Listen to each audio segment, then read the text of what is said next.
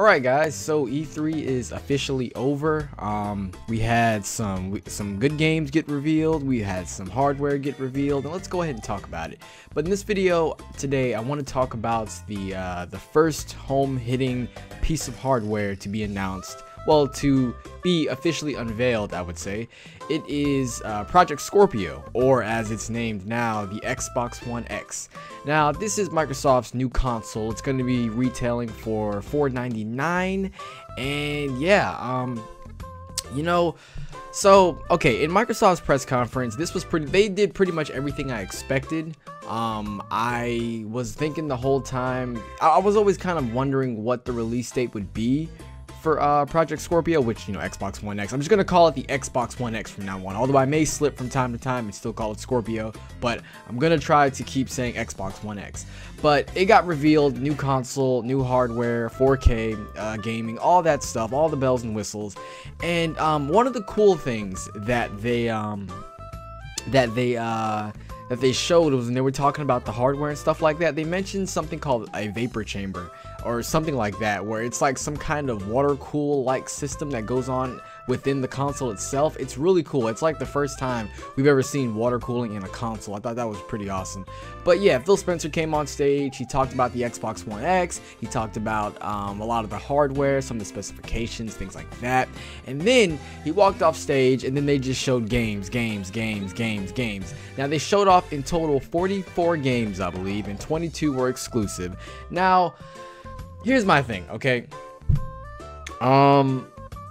I feel that okay, how do I phrase this properly? All right, now see, you have the Xbox One X, all right, new console, and a lot of people going into this, a lot of people were saying, well, E3 is around the corner. I hope Microsoft shows some games, because what's the point of a new console if it doesn't have any games?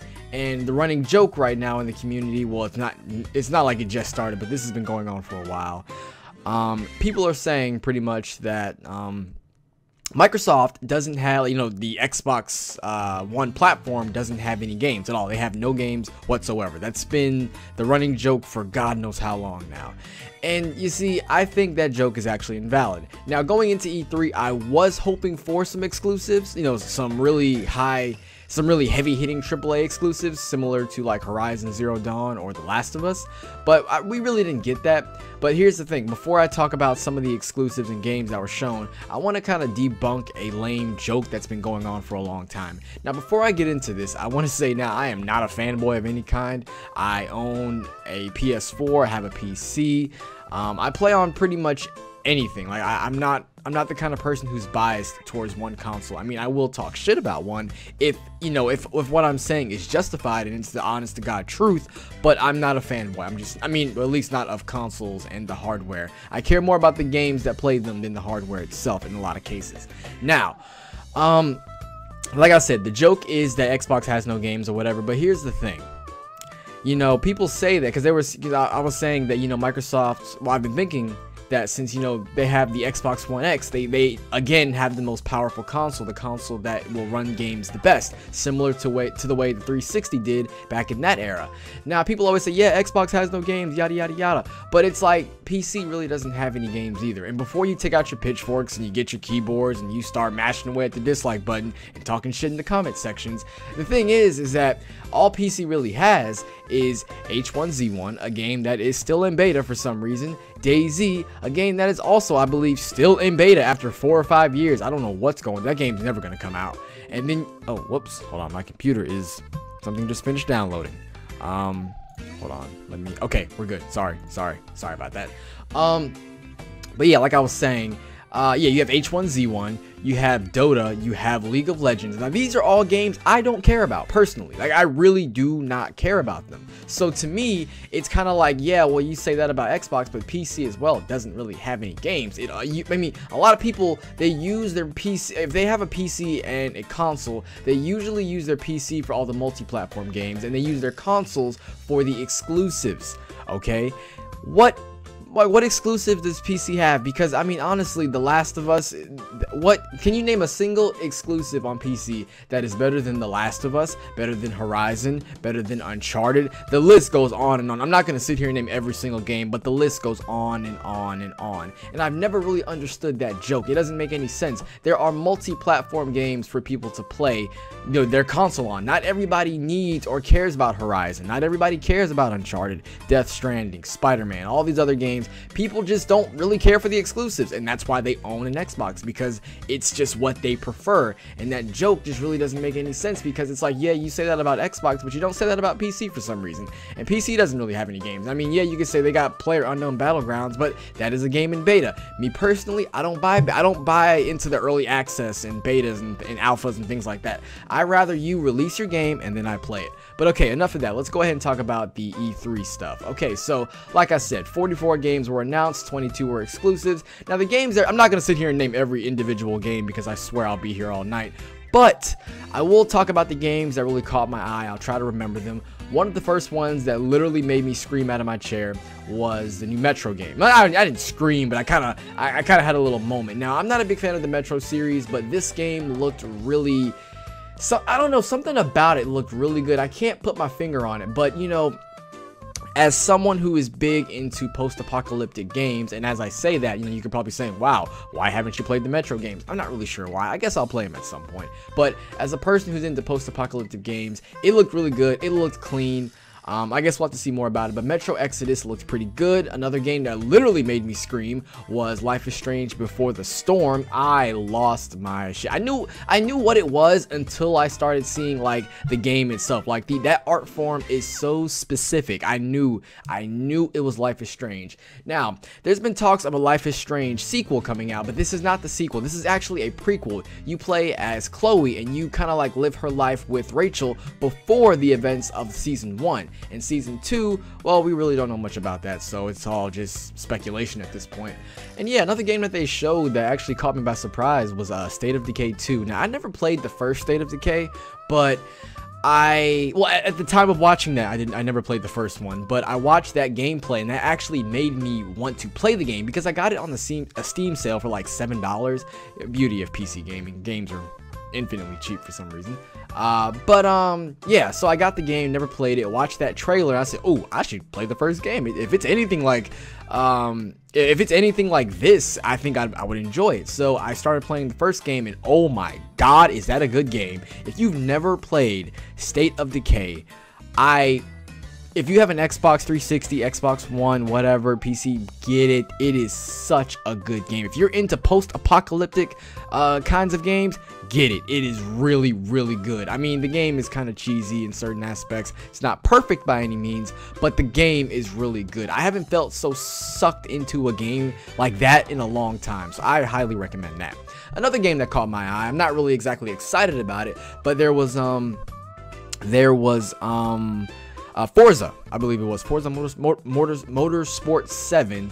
And I mean, to me, the real reason that that was so exciting was because there was they showed a GTR, and that thing it just looked expensive. It looked so expensive that I felt that I shouldn't have had the privilege to look at it in 4K. That's how expensive that thing looked.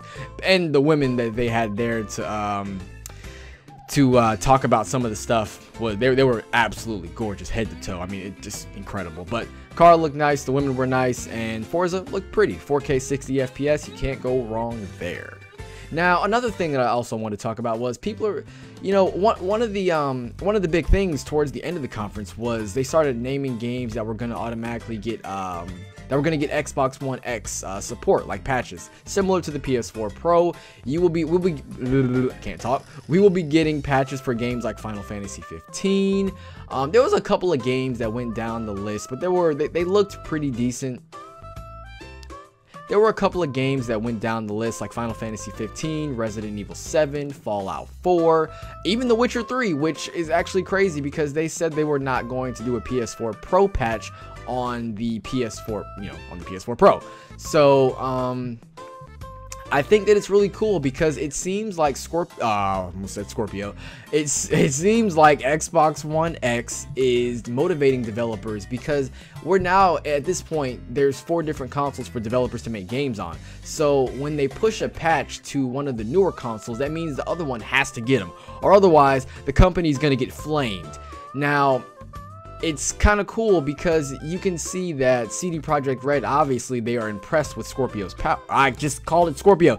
Impressed with Xbox One X's power, and they want to do a patch for it. Now naturally, since they're doing one for Xbox One X, they gotta do one for PS4 Pro or people will just get angry, rightfully so. So we will be getting a patch for the PS4 Pro. I imagine the PS4 Pro patch would come before the Xbox One X, because the Xbox One X, and I probably forgot to mention this at the beginning of the video, I don't know how, but the Xbox One X comes out November 3rd. Yeah, November 3rd. Oh, I thought I butchered that for a second.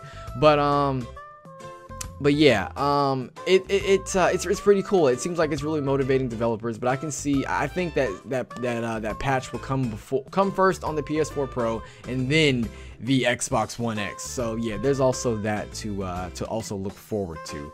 But yeah, it was really good press conference. The hardware was impressive, and I just couldn't be more happier. And I'll also make a separate video discussing if I'll buy it or not, or if you should buy it. You know, we'll definitely talk about that later. Yeah, another game that actually caught me by surprise was Sea of Thieves. Now, this is a game that people have talked shit about for so long for some reason, how it's never gonna come out, or how the game is the only notable exclusive on Xbox. But it looked pretty decent, and I thought the developer commentary was funny. During the commentary, what the developer said, yeah, so we're gonna go down to the bottom of this. We're going down at the bottom of the ship, but we can't go too far because the game isn't finished, or something like that. It was really funny. Like I did not I didn't see that coming. That's really insightful and really cool. But yeah, I thought it looked pretty good. What other games did I see? Shadow of War looked decent. I'm not really into Shadow of War, Lord of the Rings. I'm not into none of that stuff. It just looks weird. I don't want to kill orcs. I mean, I say that now, but you never know. I could try it and love the game, but as of now, I don't really care for it. But yeah, the conference I thought was pretty good. It was the best. To me, it definitely beat out Sony. Oh, don't worry though, Sony will have their own video. I will talk about their E3 press conference, but in this one we're talking about Microsoft.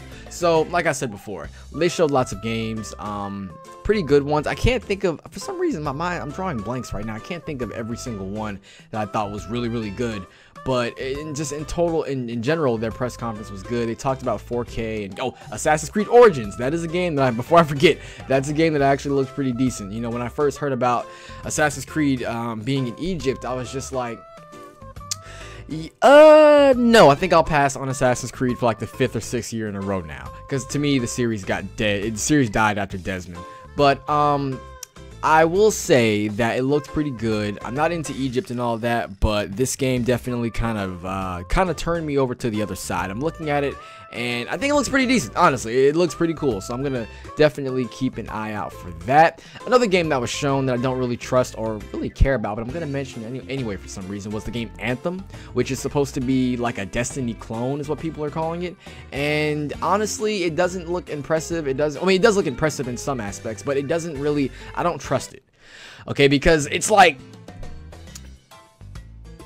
okay, first off, it's being made by BioWare, and BioWare right now, they're on such thin ice with Mass Effect Andromeda. And you know, during that opening cutscene when they showed it, because this is the game that they used to close the press conference, the guy that was talking had such clean facial animation, and I'm like, well, you can see where BioWare's talent went. It went to this game, and if you compare it to you compare that game to Mass Effect Andromeda, it is wow. But yeah, Anthem is pretty much their new IP from BioWare, and I don't trust it. The gameplay looked incredibly scripted. I'm talking about, it looked like some Division type shit. It just did not look. I don't trust it, and I don't really care for it. But I guess we'll wait and see what happens.